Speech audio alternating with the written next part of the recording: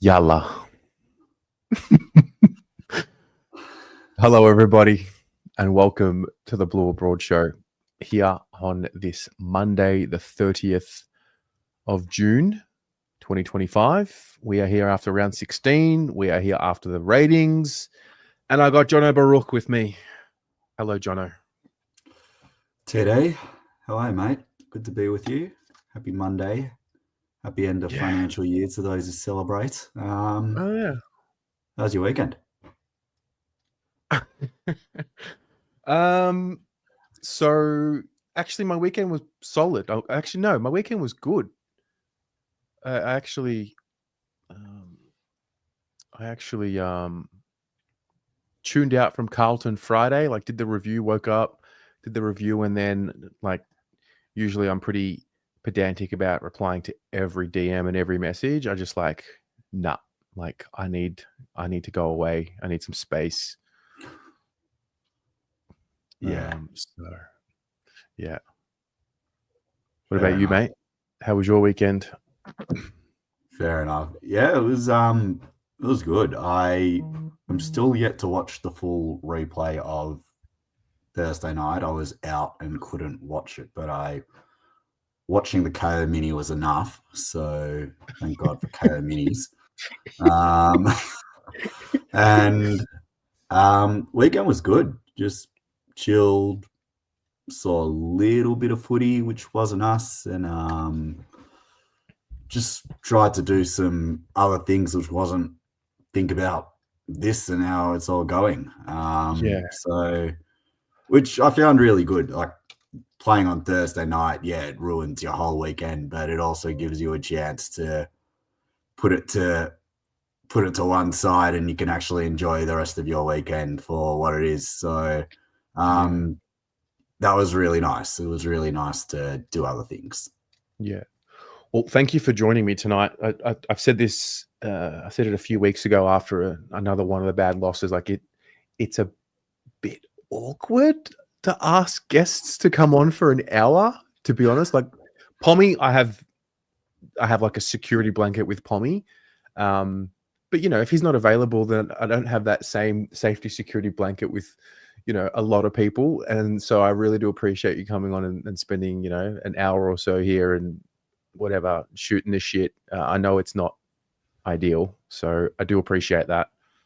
Oh, mate, now with you and now with this wonderful community, and it's and at the risk of sounding like a monotonous message coming out of the football club and the skipper at the moment, it's a tough time. And what do you do in tough times? You got to stick together with your people. You got to stick together with your time. And I'm sure we've spoken about the same thing every single week for the last, what round is it now? 14, 15, 16 weeks now. But we're still here. We keep running up, and as I say in showbiz, mate, the show goes on. So if that means I get to take my turn again, then I'm more than happy to be here. So thanks for the invite. No worries. Well, what I want to get through tonight, I mean, we can talk a little bit about Thursday, but I want to spend too much time on it. There's that. I would like to talk about training today. I didn't get a chance to do a training report just because the day eventuated into a completely different type of video, which I'm sure we'll talk about a little later on. So I'll go through my notes from training today and what I saw.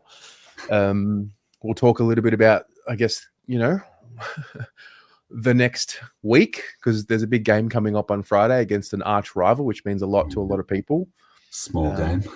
Yeah. And then we'll, just sort of see where the conversation leads us and be ready for an 8 p.m. premiere with the president. Indeed. I'm sure we're all waiting with bated breath to hear what he has to say, and some of the questions that you would have put to him. I'm sure it's I don't think you'll go into too many details on air, maybe not this week, about how it came about, that whole chat. I know what you've told me in confidence, but also I'm not gonna share that online at the moment. But it's good. It will be really good to hear from him, particularly particularly this week. He did the I saw it on the news just now. He's done a bit of a stand-up doorstop to the press. So to do that and then to sit down for the 20, 30 minutes, however long he had with you, it's good. It's good that he's getting himself out there, making himself known. Should have happened a lot earlier in the season, but at least has done it, which you have to commend him for that. Yeah, look, it's not easy. And to be totally fair, I didn't ask for it. It was offered to me on the spot, and I was like, well, I haven't prepared for it, but I kind of am ready.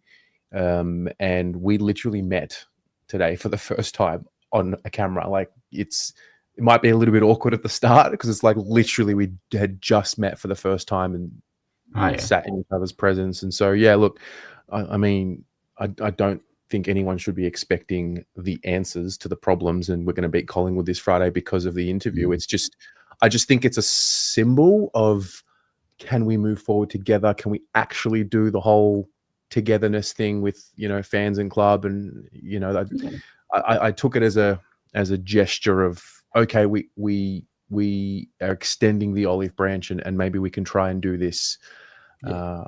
So, but I don't think it changes. As a first impression of him, what was your vibe? What was the aura that he gives off as the president of the Carlton Football Club? Calm. I'll give him that.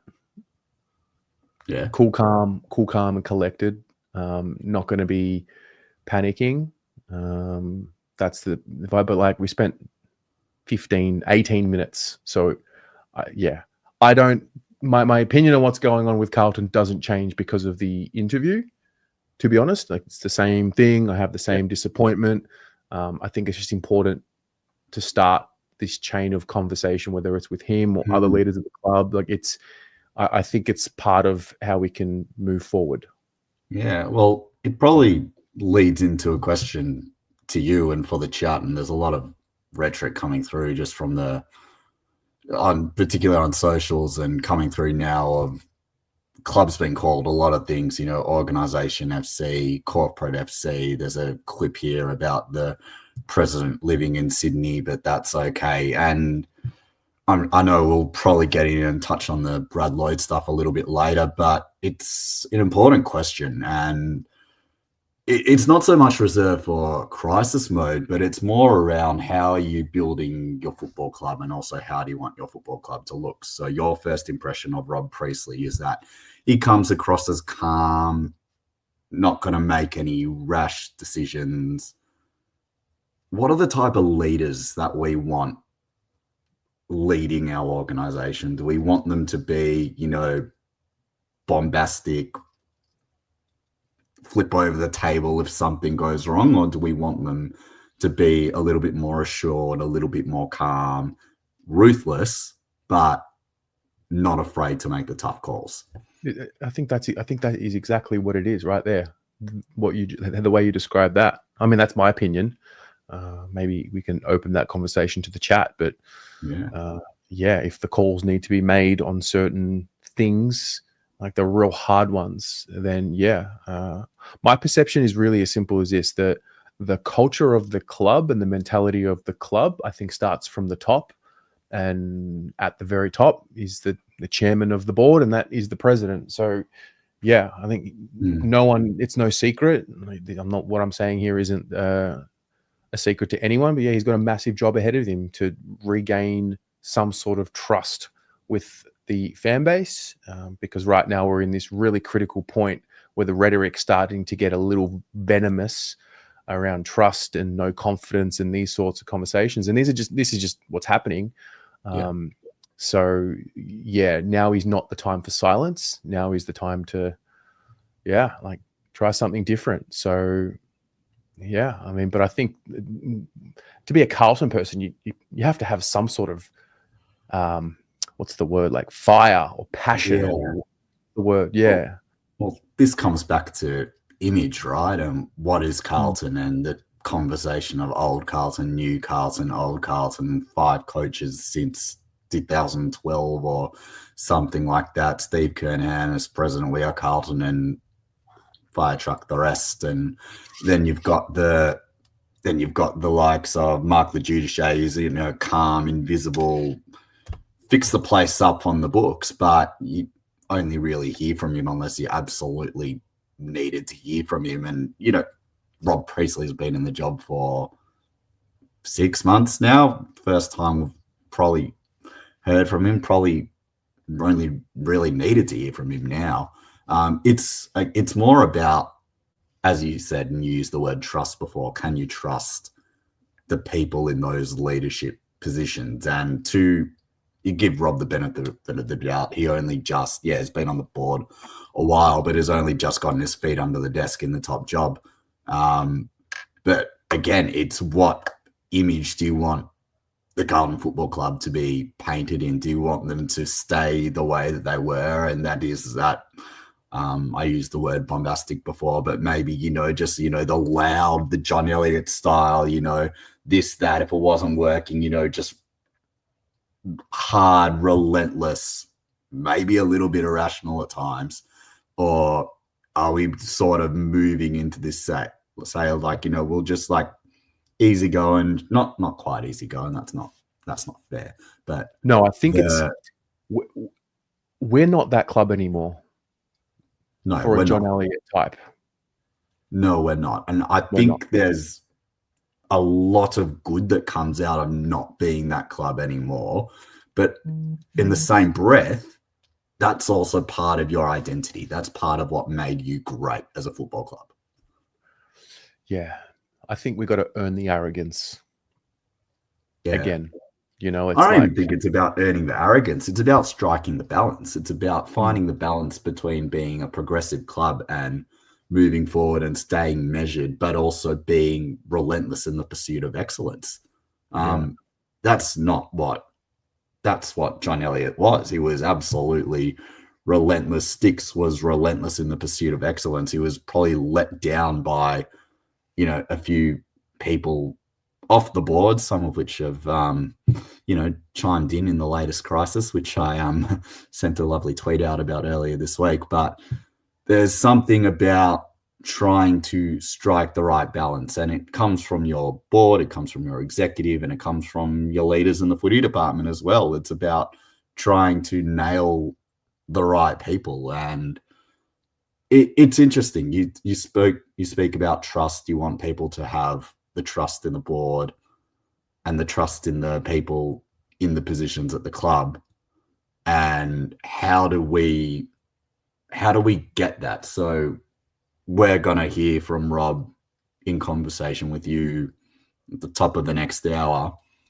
Did you walk away from that feeling that it's just like, yeah, he's the president, he can do an okay job? Or is it just like, were you overwhelmed, underwhelmed?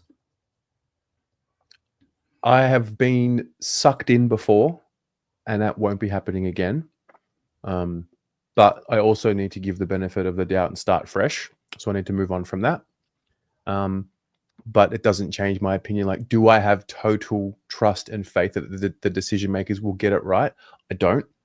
And words won't change. Nothing you hear in the interview will change anything. He says it himself. He's like, I can say whatever I want, but the actions are what's going to matter. And I think that's a fair comment. I hope he does the best job possible. I hope he is someone that can do the change that's needed and make the right decisions. But maybe it was like a little moment of growing up. Like, I'm done just, getting sucked in and just like believing blindly. I'll believe it when I see it. And I think that's fair.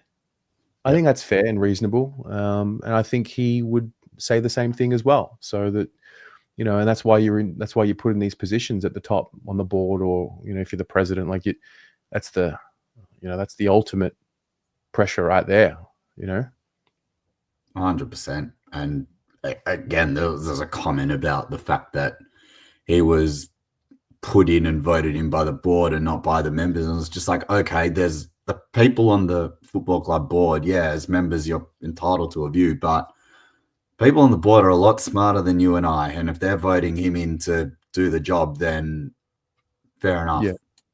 Well, I think what felt the best from it was I got to speak about like that brand versus club conversation that I think a lot of us have an issue with, like the financial part. I got to say the word spiritually bankrupt to him, which did feel good. Like it kind of felt like a therapy Yeah. session. Like that's been on the bottom of my heart. Like it feels spiritually bankrupt, and to be able to say those words like to him, like that felt good. But you know, like, is that going to beat Collingwood on Friday night? Probably not. No, that's You just know, but words. all they can do is show up and give it an opportunity and try. And I think that's the reality. Let's see how we go. You know, Yeah. I did an interview yesterday with do you know the podcast Two Guys One Cup? Is that Will Anderson and Charlie Clausen? Yeah. Yeah. So they had me on as a guest last night, and we filmed it last night, and it was really interesting because there's a St Kilda supporter there and a Western Bulldogs supporter, and we all of a sudden caught in this paradigm of, oh my God, a Carlton supporter is in a three-way chat with the St Kilda supporter and a Doggy supporter, and the Doggy supporter is the one that has the most to brag about. And so it was a really interesting moment to realize, like fully, which I have already, but fully, that this just isn't the club that I was told about. Like, Yeah. someone has seen 5 premierships in the chat or more, and I've seen, you know, you and I have seen 5 spoons. So it's just, how soon can we realize what we are before we can change? Oh, well, that's the $1,000,000 question, right? And you're 100% right. It's not the club that, you know, I was told about around the Shabbat table by my uncles and my grandfather to say this is how great we are and how great we have been and what we are going to be. And it just watch that as an eventuate. And you look at it now in, you know, sitting through, you know, for me last Saturday at the MCG, just like, you know, you rebuild for 10 years. It's the longest rebuild undertaken by any club. And what's it going to get you? It's going to take you to a preliminary final, and that's it. And you can look at different things. You can look at different arcs from previous clubs to try and say, okay, what's our journey? Is our journey going to be similar to that? I was like, no, stuff all that. It's your journey. It's your journey to get to the top. It's just the long, arduous thing. The thing that I've been thinking about over the last few days, really, ever since the loss and ever since the whole pylons come again, and I'm curious to get your thoughts about this because you've done this for a long time and you've worked in a few different places, but there wouldn't be many businesses, let alone sporting clubs, but businesses that are in crisis as often as Carlton are. Mm-hmm. Just seems to be like every 4 or 5 years, 4, 5, 6 years, we're again. Yeah, totally. And yeah, you mentioned the podcast that you were just in before, the Doggies fan, the St Kilda fan, you know, relatively successful, you know, short term. Okay, yeah, the Doggies won a flag 2016. That was the ultimate success. But, you know, in their whole 100 years, it's 2 premierships. That's it. St Kilda fans must be absolutely tortured. 1 premiership in their whole existence. Absolutely nothing. Us as this Generation Y, Generation Z supporters that we are, yeah, we're living through a bloody tough trot being a Carlton fan at the moment. But it's all about, and you see the way that, you know, corporate Australia has changed, and business has changed, and sport has changed, and you can understand the conversation and the difference between brand and club. And I get it. Football clubs, yeah, at their core, they are football clubs, and it's about winning premierships and all that. But they will tell you it's about so much more than that.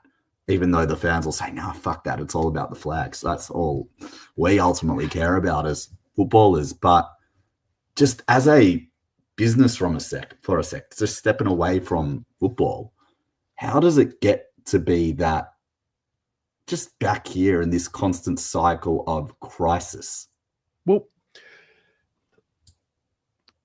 For me, it tells me that the foundations were wrongly set. And what we thought was happening on the inside and putting the right people in the right places and the like, it wasn't done, or it wasn't done effectively. And see, for me, I refer to Thursday night as rock bottom, and I had a few people, comment, say, "Oh no, we haven't seen anything. It's going to get worse." But for me, when it gets to spray paint on the walls, that's rock bottom. Like when it spills out, and I thought spray paint on the walls was 2 years ago. Spitting on the players. For me, it's the same. It's this. That's bad. When your coach needs his private security to go watch a VFL game, that's pretty bad. Yeah. So when the what's the word I'm looking for? There's a Greek word, the aliti. When the aliti spills over, when it spills over, and the wrath of the supporter base is felt through action, whether that be spray paint on the walls to get a message across, or screaming down the race. When it spills out, that to me is rock bottom. Yeah. And you kind of got to start again from there. And because, do I agree with vandalizing the wall? Absolutely not. But when people don't feel like the message is getting heard, they act in extreme ways. And there are multiple examples of that around the world. So no, I don't condone it, but whoever this individual was felt so compelled that the message wasn't getting across, or his or her opinion weren't getting across, that they went at 1 a.m. and had a spray, which we were here on the fan cam, so we have a great alibi. It's funny. I got asked in shul on Saturday morning. I walked in and someone asked me, one for the footy and the cricket score, and the second thing he asked was, "Did you spray paint the walls?" I was like, "No, I can spell Lloyd correctly, so we're all good there." So yeah, it does make you think. And look, I get it, and we always say, football's a game. It's clearly more than a game. It means so much, and I guess you try think of now and looking ahead to this Friday night and the 7 weeks after that to come, and it's just like, well, if you could talk to the players, what would you tell them? And the thing that I was thinking about on my drive home from work today was almost just like the players constantly talk about the fans. They're so quick. Every single piece of media that they do, they talk about the fans and the power that the fans have. And we lament, we do our bit, we turn up, yada yada yada. You're not doing your jobs. You're paid to kick the goals. You miss the goals. I reckon my message to them, and it's an interesting one for you and for the rest of the chat, it would be to tell them about how much power they have. So it's like, okay, you can look at this season. It's been, I'll use a Latin phrase here if you know what it means. It's been an annus horribilis, which basically means, complete balls up. You look at that and you say to them, it's like, okay, this season hasn't been what we want. So for however long that there is left, right? You as the players, as the 23 that take the field, that put on that jumper every single week, representing those 100,000 members, thousands of supporters who, love and deeply care about this club, so much so that they think it's necessary that I have to go vandalize a freaking walls to get my message through, or ring up a radio station and spill my guts on a radio station and vent and burn scars, but just because it means so much to me. The players in there, they don't realize the power that they have. And once they grasp it, and it's like, so I'm sure you'll get to it when we preview the game a little bit, but it's just like, what do you want to see on Friday night? Just aside from football, have some pride in your performance, have some pride in your jumper, because the last 2 weeks there's been none of that on field. Yeah, spiritless and soulless, and like the one intangible thing that differentiates a Carlton team from others. But I mean, I say that, and even as I'm saying that, I'm like, what am I talking about? Like, what does that even mean? Like, what am I spewing up? But that's non-negotiable for any athlete, though. Any athlete that takes any field, they're not going to be there and be like, "Oh, I'm gonna go at 80% today." Well, do you think there's something in giving? I mean, some of these. I mean, I think when we're going bad, it always looks worse than what it is. But I mean, in this point in time, you're looking at some of these long-term contracts that we've given some of these players and million-dollar players. You know, the big 5 or 6 that are on million-dollar-ish contracts, and you just. I mean, we did the ratings just now, and like, bless Levi Casbolt, but currently we're seeing more from what Levi Casbolt was giving us than what we're seeing from Charlie Kerner, who's a million-dollar player. So, you know, and you know, yeah, he tried harder on the weekend for sure, but like, it's like we're not going there, are we, for a million-dollar player? No, we're not. But it's also it's got to be a collective, right? So, as I said, I've only watched the KO Mini, but from the bits that I've seen, you know, what do you want Charlie to do? You want him to run at the ball. You don't want him wrestling his opponent and fighting in the one-on-one, because that's when, okay, yeah, you back the big fella in, but that's when you know he's not at his best. That's when you know in the last few years where he's got him beaten. You want Charlie, he's a runner, he's a jumper. You want him to beeline the ball. And I think by and large he did that from the limited parts that I see. He was let down by everyone else because, you know, getting the ball to him is akin of driving down Punt Road in peak hour traffic at the moment. It's just so slow, laborious, and not much. So one man isn't going to define how the team performs. So you can't dump it all on Charlie Kerner. You can't dump it all on Skippy. You can't dump it all on Adam Cheru, who seems to be everyone's favourite whipping boy in the media at the moment, saying that Carlton should look to get rid of him. I can guarantee you they're not doing that. They just signed him up to a 5-year deal at the start of the year.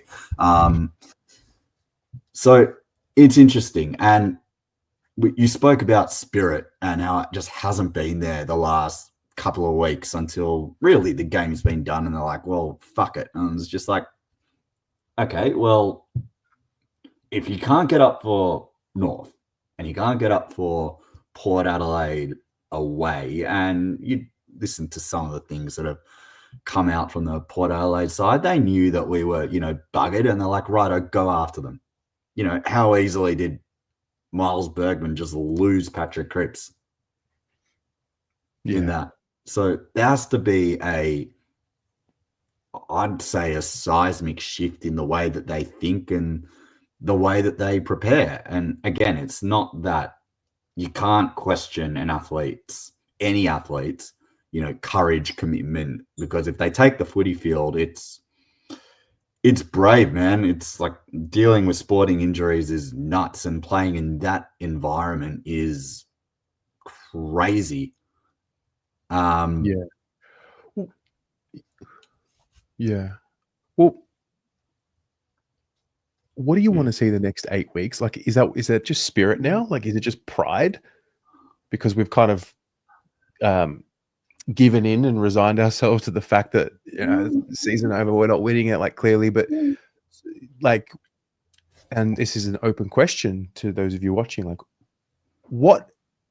I mean, obviously we're never going to be happy this year because of the way it's going to end no matter what happens, I think, given where we are right now. The year was tainted from very early on. But what now? Like, what would get you through, and or is it just no matter what happens over the next 8 weeks, we won't be happy? Like, what do you want to see? Like, what gets you back in? First of all, Tony Prime, if you want to come and make my fucking bed, yeah, Tony, come and make his bed, mate. Jesus, mate. Come on, mate, get a fucking grip. What I want to see, you know, it's spirit, it's playing for the jumper, and ultimately you want to see them set themselves up to have a real crack at it. You know, next year you can say this season's shot for what it is. This season is something that, you know, it went wrong early on. Fair enough. You know, you're allowed to have things that go wrong. Someone put up a graphic, you know, in the classic, you know, it's what's the arc of a Carlton crisis. It's things go wrong on the field. It's all the 1-800 dialer quotes with Matheson, Dennis Pagan, Mick Malthouse. Then they get some of the old boys to really get in and either jazz up the coach or say, I don't think is the right way to go. And then the narrative turns, right, to it's like, Carlton wouldn't want to sack another coach, because then that would be 6 in however long, 6 in a short space of time. And then it's like, well, why would anyone want to go there as well, right?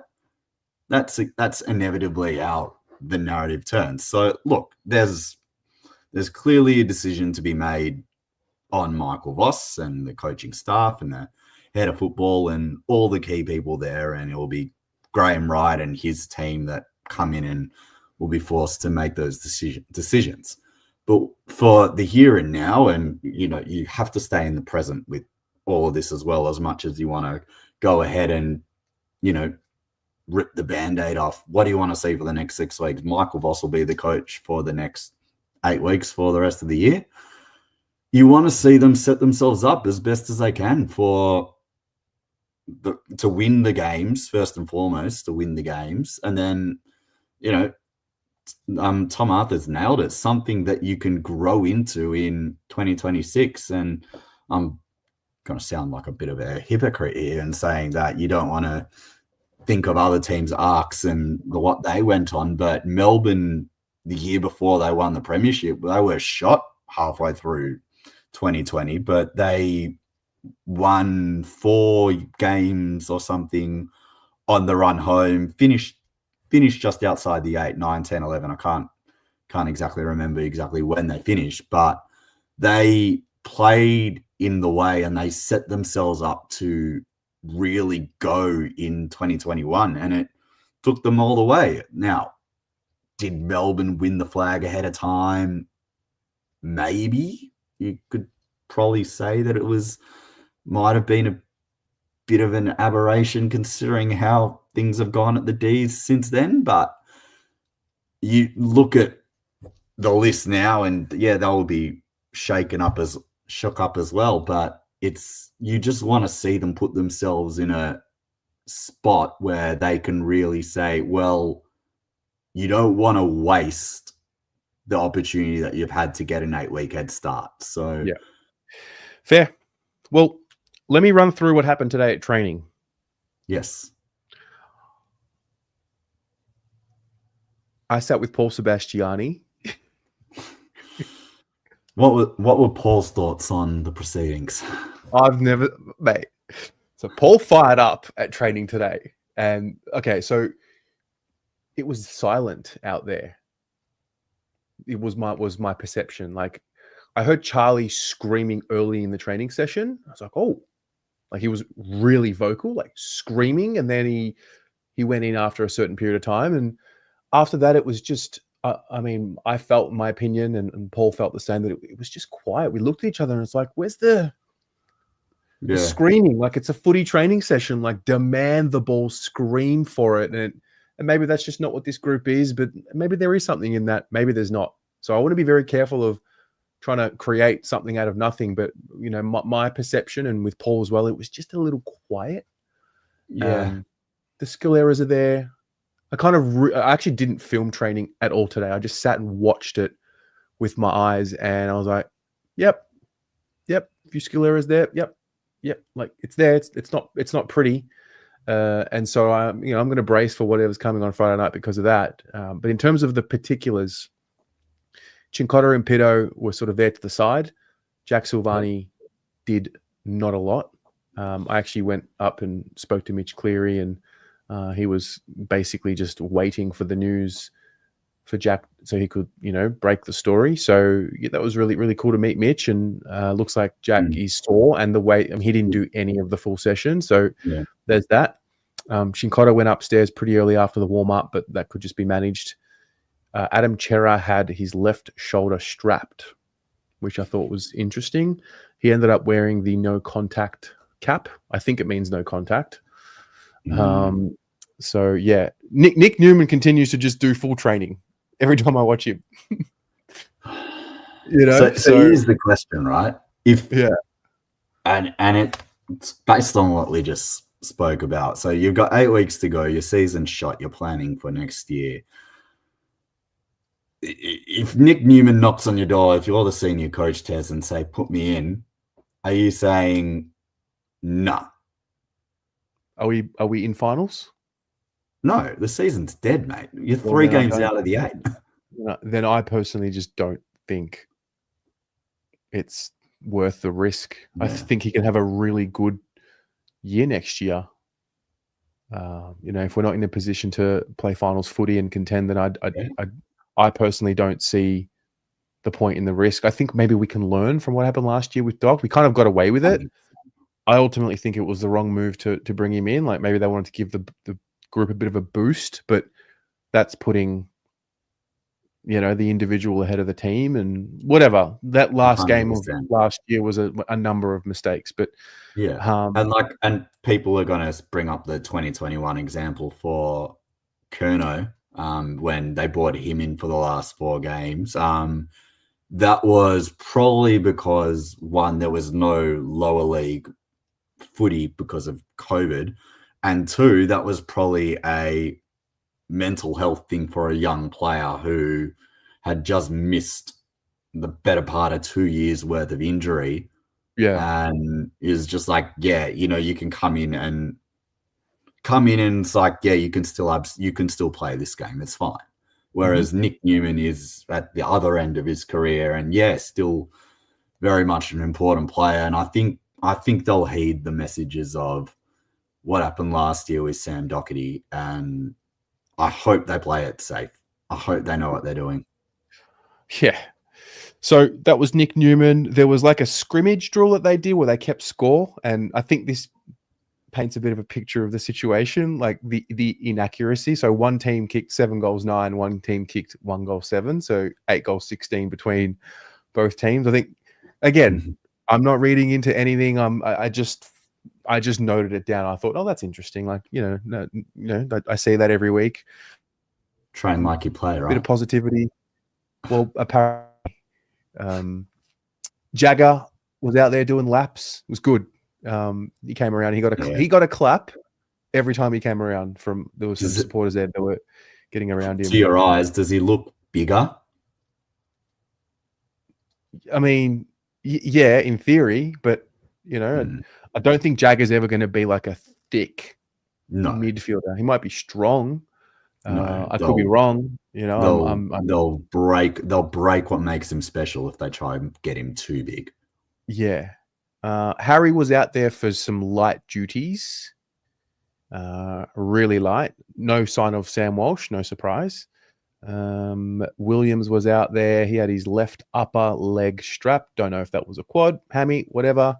Lucas also had his left upper leg strapped. And what else did I take note here?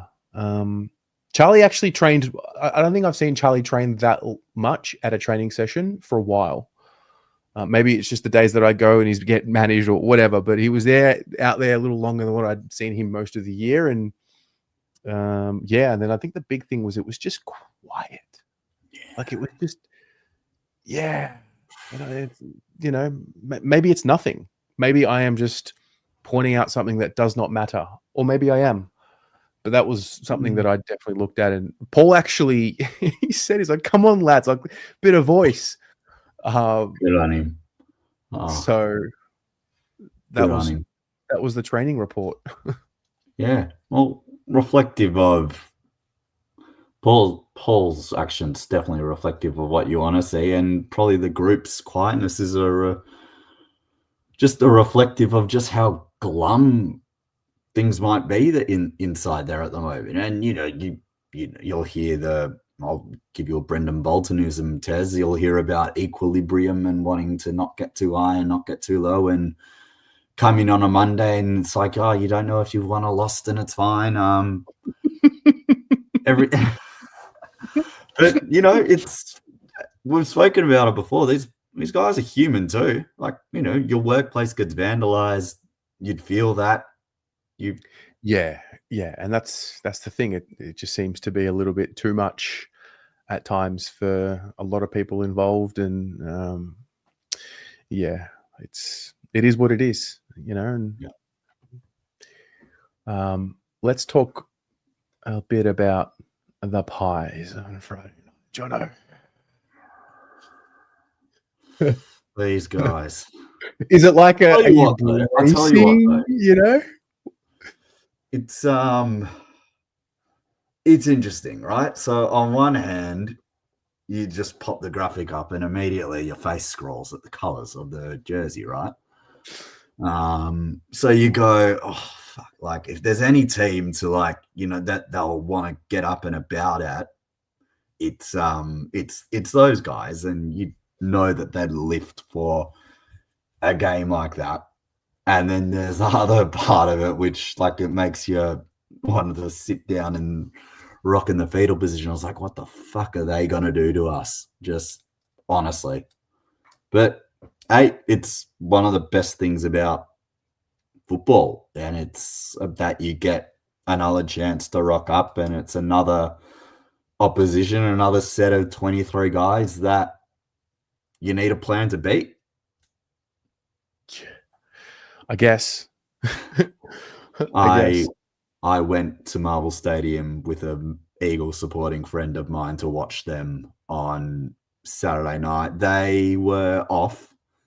They were really off. They picked the wrong team, really. It was so far away from what Collingwood were good at and what they've built their reputation on being under Craig McRae, but they were playing West Coast, so they were good enough to get the job done rather comfortably. So I imagine it would be a different selected side that comes up. So it's yeah. Do you have a theory or an opinion on how many kids you want to see play this week? I mean, I think that the talk of this week will be around either Ashton, who's had a couple of games rotating through the middle, kicked a couple of goals this week. I think Ben Camporelli is a popular name. Harry Lemmy's a popular name. I think Lockie Cowan, we saw him play the way Lockie Cowan played when he was drafted, a bit of run and carry and some dash. So how many of those would you want to see, if any? I'm mindful of not stuffing anyone up by just dropping them into the furnace. So right, you'll definitely see Cowan come in. Matt Carroll probably comes in for Billy Wilson, just because. Was there any news on him and what he's done, or no news on him? I saw him out there today. So I saw Billy out there today. I don't know if he did the full session from now that I think about it, but I definitely saw him out there. No strapping. Some people in the chat in the rating show said that it might have been cramp. I don't know. I guess that's one that we'll find out. Yeah. That was interesting. I'm willing to put my non-existent house that Francis Evans will be in the 23. I'm fairly sure that that's going to happen. So enjoy the melts on Thursday night in your team show when he does get named. But I'm fairly sure that's going to happen. Ben Camporelli, he's earned it, but again, I don't know if I'd throw him into the fire just because if everything's a clusterfuck and you want to see what you've got, but if it means you're throwing someone to the wolves against a team they will go after you because pick you apart. Sorry, they'll pick us apart. I get it. Collingwood are great and they're the best team in the league, but is going into this game, there's just such a resignation from a lot of us. Like, we're going to get picked apart. It's going to be it's almost like we're set up to not be as bad as I'm feeling it too. I'm bracing for the absolute worst on Friday. That's just the truth. I'm not trying to fearmonger. I just look at the brokenness of the Carlton team. I'm like, I don't know if you fix that. Yeah, well, there's that. And then I spoke before about how if there's any game that they'd get up for, it'd be this one. But then you also think back to recent times, Tez, and it's just like, the Collingwood-Carlton rivalry from the Carlton side of things, the players and inside the club's been a non-event, really. Well, yeah, exactly. It's us that project this thing. Yeah. So it's like you're trying to push something onto them. It's like, come on, it's Collingwood, fire up. It's the one game of the year that you have to win. You know And what? again, you've got to go in, you've got to think you've got to go in and think that you're a chance to win, even though it might sound like the furthest thing from what might be a possibility. But Oh, hey, we're a if they chance. go, We're a huh? chance. We're definitely a You're chance. always a chance. Go into any game of football, you're always a chance. And, especially against them, like, they'll be nervous this week.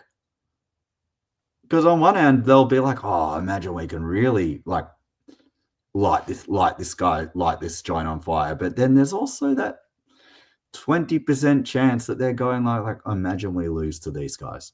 In the way that they're going, imagine we lose to these guys. Yeah. And the mind does funny things. You've seen it. We've seen it. It's just if you can get them. I don't think it's going to happen, but is a Friday night can that ignite something? A crazy win on Friday would that ignite something, or is it just like, what would it actually mean to you if they somehow pulled it off on Friday?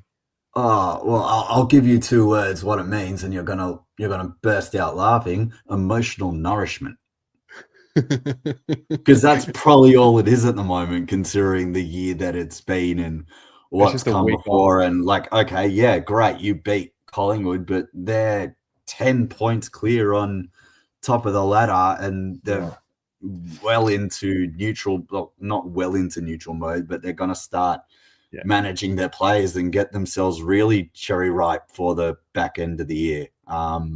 So yeah, will it mean something? Any win over them means plenty. And for us, it's just like, well, what's a circuit breaker? Well, I don't know. I don't know. I've got no expectations of a win this week. Yeah. At all. I do have an expectation for the spirit, though. And I think there will be anger if there's no fight and spirit. And I think 100%. Is reasonable. But that's a non-negotiable, Tess. Mm.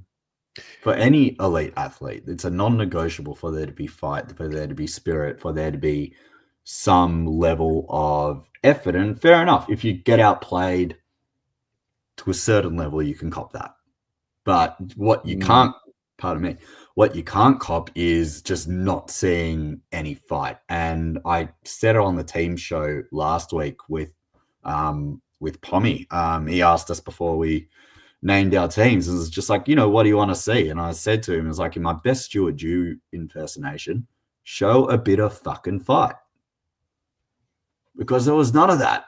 Yeah, literally, with the fist pump and everything and the clipboard and whacking the thighs or whatever it was, just go in there and, play like you care. Like, there's been so much talk about Ollie Hollands this year and the fact that, some love him, some hate him, some people are coming around to him. And yeah, he has deficiencies in his game, but he plays like he genuinely gives a shit every single week. Yeah. I had one more little thing on the agenda here. It was the chat that David King and Kane Corns had around Brad Lloyd and his comments. And I was going to play it. It's a 6-minute video, but I'm like, I don't really want to, I think it's pretty clear, in my opinion anyway, that's going to be one of the first changes made. Yeah. So it's like, not a moment too soon, in my personal opinion. I listened to it back in preparation for this, and there's not much wrong with what David King says. This is someone, and it kind of goes back to the whole idea of, how many times can this club be in crisis in such a short space of time? And you couple that with how many times did we hear that? Here's an exercise for you. Go back and listen to that 6-minute clip and count how many times he says "yeah" at the start of a question. Yeah, it's almost it's just kind of gotten to the point where I think it's been made pretty clear. Yeah.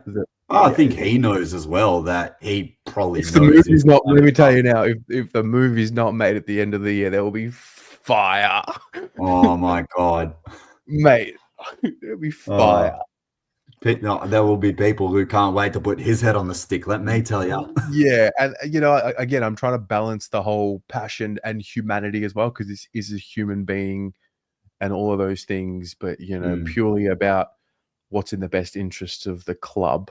The department needs to be, you know, fixed. So I don't want to get into the rabbit hole, but yeah, it just reassured everything that a lot of us had been saying. I've been saying it for ages. 100%. But at the same time, and you know, we spoke at the top of the show about, you know, image and leaders and what type of leaders do you want in your organization. And the head of football at Carlton, it's such a big role for one of the biggest club. And do you want someone who answers every question with yeah, like this, that, what, you know, when the pressure's on and it's like, oh, I'm not sure, that type of thing? Or do you want someone to be like, as David King's just like, you've got me for 5 minutes. Fossey's our coach. We're backing him in. He's our guy.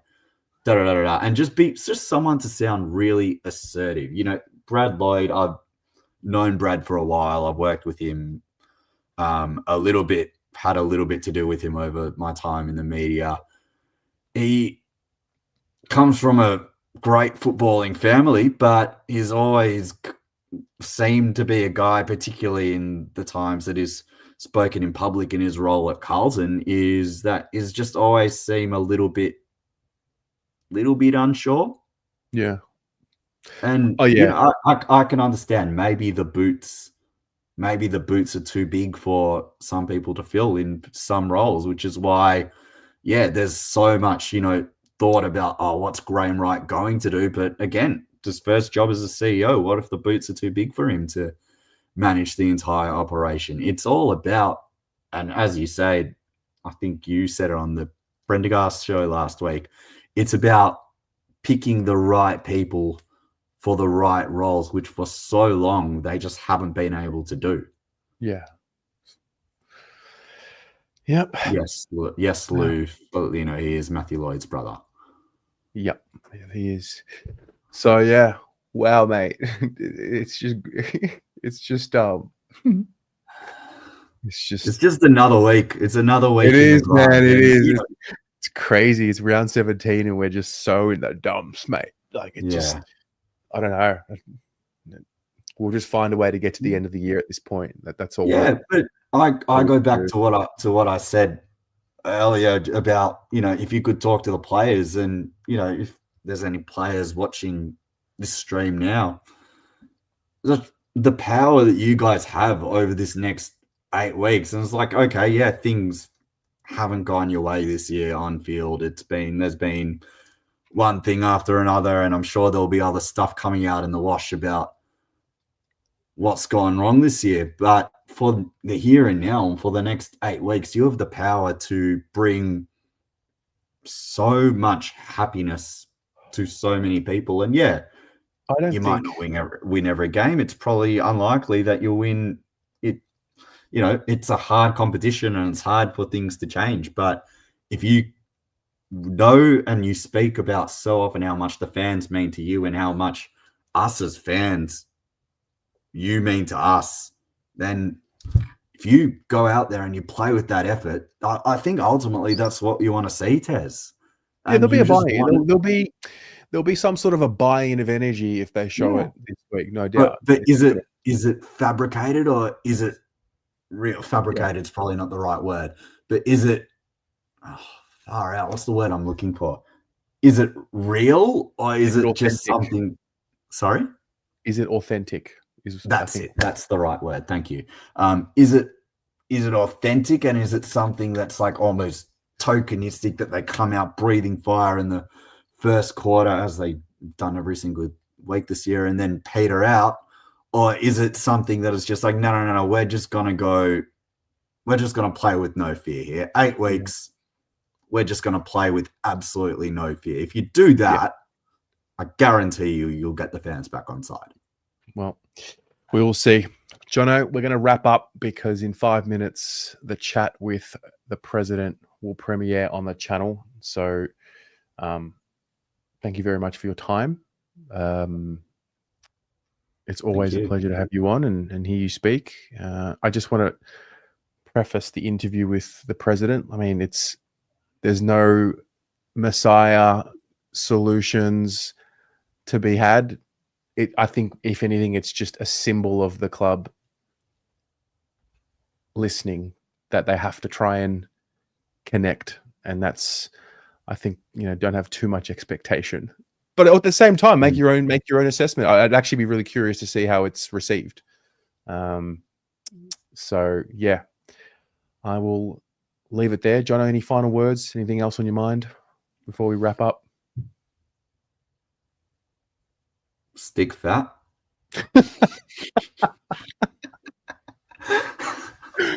Oh, Jono. I had to, brother. I'm sorry.